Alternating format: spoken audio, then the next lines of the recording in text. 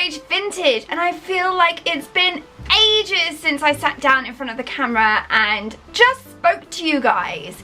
And today is a video, I think I might be doing 2 videos today, but we'll see. Today is a video that I'm literally going to discuss something that's quite big that's happened within my business, which is Scarlet Rage Vintage, and I thought I wanted to explain a little bit more of why I did something. So here we go. Welcome to me talking about fun things. So today I'm going to be talking to you about these magical things. So recently, if you are following me on Instagram, ding, there's a plug, come out with some vintage inspired pins. Now these are super limited edition pins, and they are, I shall flash them up here.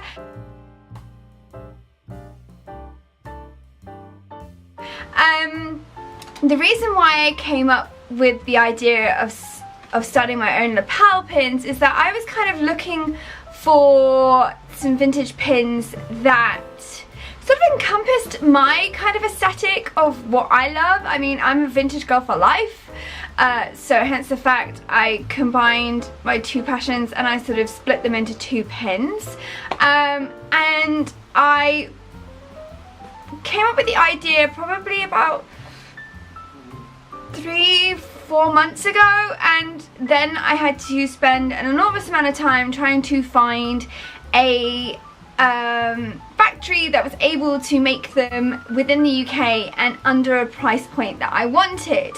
My kind of aesthetic of what I love, I mean, I'm a vintage girl for life. You can find them on the website, and they're great things just if you can't afford something that's vintage, or if you don't necessarily feel like you can wear vintage. This is something that I thought most women could adapt into their life and into their sort of fashion, and it's great for upcoming Christmas presents, stocking fillers, if you have a vintage girl gang that you guys kind of want to just like state the fact that you guys are vintage for life, or you're vintage girls. I thought this was like the perfect thing for you guys. I also like the fact that these are made within the UK, and I really struggled to find like a company that were British made and also that could basically give me what I wanted under the price of £10, and luckily I managed to find those, and they've gone really well. If you haven't checked them out, you really should, because they're going fast. I did only a limited run of 100 per piece. Now if you look at the Vintage Girl, which is this one up here, I did it in an old English term. If you went to like a school, you will probably understand what the shape is. The shape is a prefix badge, which is old school English kind of school thing, and we used to have like the good kids in school, when you got to like 17 or 16 or 18, if you were good, you were given like a prefix badge, and you were part of a gang like that monitored the halls and did this and this, and I never got a prefix badge because I was never a good girl at school. I was kind of the rebel. I had like tattoos and piercings, and I was just sort of like the real rebel of my school, which, you know, I don't think I was too rebellious, but I didn't really, I mean, tattoos and piercings I think really freaked them out at my school, so yeah. So I decided what better than to say Vintage Girl in a prefix badge, because, you know, everyone needs to know that you are the boss and you are a vintage girl, and what better shape to put it in is a prefix badge. The other badge, which is my Love Heart badge, which is vintage for life, I decided to do a Love Heart badge because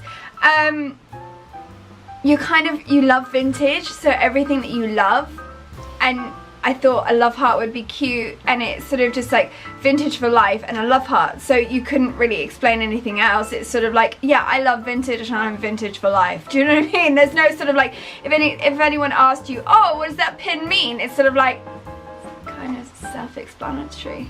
But then I also thought it was a kind of good conversationalist piece, because if people saw your pin, they'd be like, oh, you're vintage for life? What does that mean? You know, because normal people that aren't really into vintage may not understand that.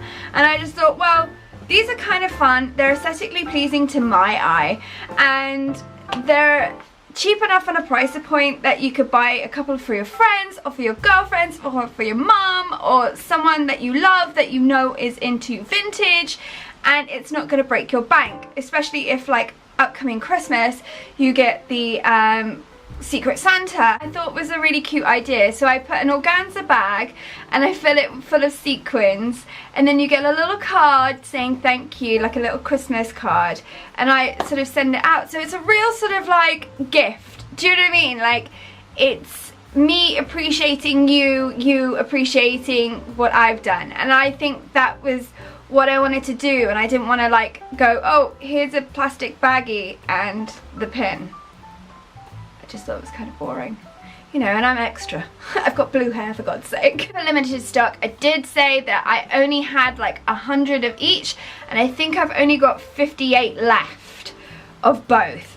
So they're going really fast. So if I were you, I would go check them out, buy them, don't think about it, because they will be gone, and I do not know if I will be doing another set of pins again.